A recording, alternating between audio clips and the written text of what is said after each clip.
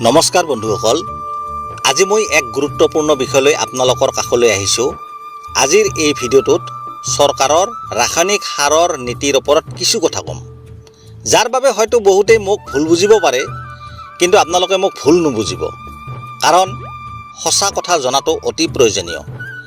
আপোনালোকে নিশ্চয় সামাজিক মাধ্যমত দেখিছে দেশৰ বিভিন্ন প্ৰান্তত কৃষকসকলে ৰাসায়নিক সাৰৰ বাবে কিদৰে হাহাকাৰ কৰিছে। আজি আমি আলোচনা কৰিম চৰকাৰৰ এই যি কঠোৰ যিটো নীতি অৱলম্বন কৰিছে, কিয় ইমান কঠোৰ হৈছে চৰকাৰে, সেইটো বিষয়ে আমি জানিম। বন্ধুসকল, আপোনালোকে প্ৰত্যেকেই জানে ভাৰত এখন কৃষি প্ৰধান দেশ। আমাৰ অৰ্থনীতিৰ প্ৰায় 50% কৃষিৰ ওপৰত নিৰ্ভৰশীল। আৰু এই ৰাসায়নিক সাৰৰ সমস্যাটো কেৱল যে অসমতে হৈ আছে তেনেকুৱা নহয়, সমগ্ৰ ভাৰততে হৈ আছে। কিন্তু চৰকাৰৰ কঠোৰতাৰ মূল কাৰণটো কি? সেইটো হ'ল আমি ব্যৱহাৰ কৰা, আমাৰ কৃষকসকলে ব্যৱহাৰ কৰা সাৰবোৰৰ বেছিভাগেই চৰকাৰৰ ছাবচিডি বা ৰাজসাহায্যপ্ৰাপ্ত, যেনে urea, superphosphate, muriated of potash, DAP, NPK, যিমানবোৰ ৰাসায়নিক সাৰ আছে প্ৰত্যেকটো ৰাসায়নিক সাৰতেই চৰকাৰে ৰাজসাহায্য দিয়ে। আৰু এই ৰাজসাহায্যটো, এই ছাবচিডিটো অকল যে এই চৰকাৰখনে দি আছে তেনেকুৱা কথা নহয়। এইটো পূৰ্বৰ চৰকাৰৰ, আগৰ চৰকাৰ যিমান যি চৰকাৰ নাথাকক কিয়, পূৰ্বৰ পৰা এই ৰাজসাহায্যটো, ছাবচিডিটো চৰকাৰে কৃষকক দি আহিছে। বন্ধুসকল, চৰকাৰে কিমান টকা আমাৰ বাবে ভৰি আছে, আমাৰ কৃষকসকলৰ বাবে চৰকাৰে কিমান টকাৰ ৰাজসাহায্য দি আছে, কাৰণ মই প্ৰত্যেকটো সাৰৰ বেগৰ ৰাজসাহায্য কিমান দি আছে মই গোটেইখিনি দিব নোৱাৰোঁ। এইকাৰণে দিব নোৱাৰোঁ যিহেতু ভিডিঅ'টো মোৰ বহুত দীঘলীয়া হ'ব। সেইকাৰণে মই বাছি লৈছোঁ দুটা সাৰ, এটা হ'ল ইউৰিয়া, এটা হ'ল DAP। ইউৰিয়াত চৰকাৰে ৰাজসাহায্য অৰ্থাৎ ছাবচিডি কিমান দি আছে, আৰু DAPত ৰাজসাহায্য বা ছাবচিডি কিমান দি আছে, সেইটো মোৰ ভিডিঅ' স্ক্ৰীণত আপোনালোকক দেখুৱাবলৈ প্ৰয়াস কৰিছোঁ। আপোনালোকে মোৰ ভিডিঅ'টো স্কিপ নকৰাকৈ প্ৰথমৰ পৰা শেষলৈকে চাই থাকিব। প্ৰথমতে আহোঁ ইউৰিয়া। ইউৰিয়া এক বেগত থাকে 45 কেজি। ইয়াৰ যিটো প্ৰকৃত মূল্য 1553 টকা 37 পইচা, আৰু আমাৰ কৃষকসকলে পাই আছে কিমান? 266 টকা 50 পইচা। অৰ্থাৎ চৰকাৰে প্ৰতিটো বেগৰ বিপৰীতে 1286 টকা 87 পইচা চৰকাৰে বহন কৰি আছে। এতিয়া আপোনালোকে এই আমাৰ কৃষকসকলক যে যোগান ধৰা হৈছে 266 টকা 50 পইচা যে কৃষকক যোগান ধৰি থকা হৈছে, আৰু আমাৰ ভাৰত চৰকাৰে যে 1286 টকা 87 পইচা যে ভৰি আছে, এই দুটা যোগ কৰিলে মুঠ ওলাব মানে ইউৰিয়াৰ বেগটোৰ মূল দামটো, মানে প্ৰকৃত মূল্যটো ওলাব 1553 টকা 37 পইচা। গতিকে চৰকাৰে ইউৰিয়াৰ বেগটোত কিমান দি আছে ৰাজসাহায্য, ছাবচিডি দি আছে 1286 টকা 87 পইচা। এতিয়া আহোঁ DAP। ইণ্ডোৰ আমাৰ যিটো DAP 1846, সেইটো DAP 50 কেজি থাকে। সেইটোৰ প্ৰকৃত মূল্য 2989 টকা 30 পইচা, কিন্তু কৃষকসকলক দি আছে 1350 টকাত।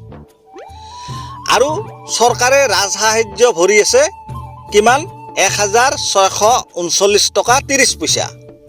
গতিকে এই 1350 টকা যোগ চৰকাৰে যিটো ভৰি আছে 1639 টকা 30 পইচা, এইখিনি যোগ কৰিলে DAPৰ বেগটোৰ যিটো প্ৰকৃত মূল্য, সেইটোৰ দাম হ'ব 2989 টকা 30 পইচা।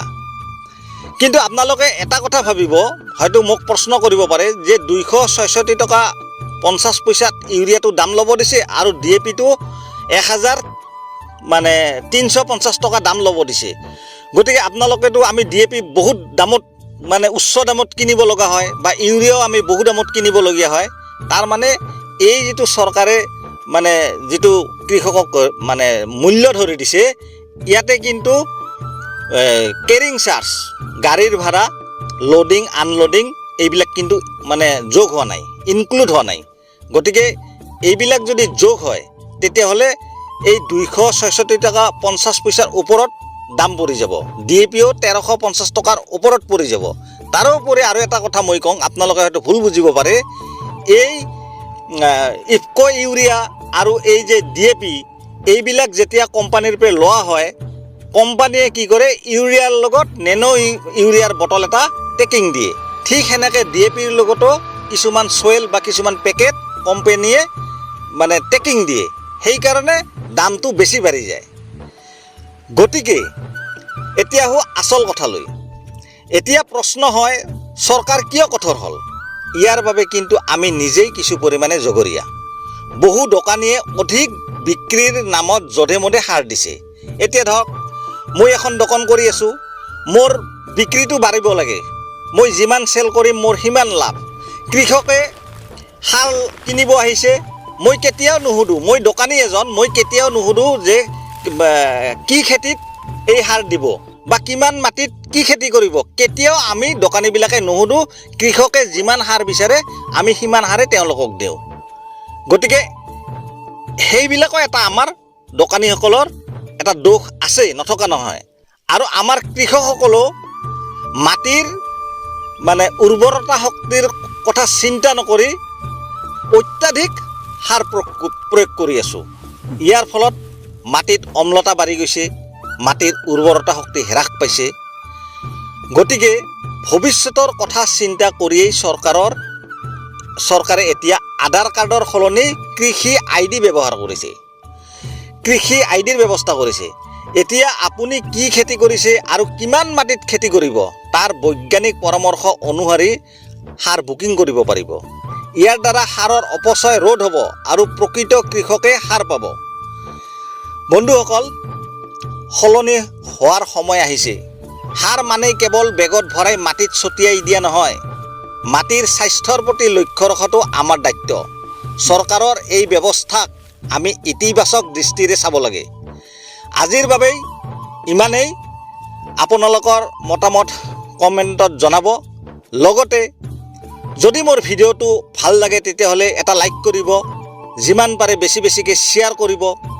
লগতে পিছৰ পৰ্যায়ত যাতে এই কৃষি সম্বন্ধীয় কিছুমান ভিডিঅ' আপোনালোকে পোৱাৰ বাবে মোৰ এই পেজটো ফ'ল' কৰি দিব। আৰু যিসকলে ইউটিউবত চায় সেইসকলে এটা ছাবস্ক্ৰাইব কৰি দিব। ধন্যবাদ। জয় আই অসম।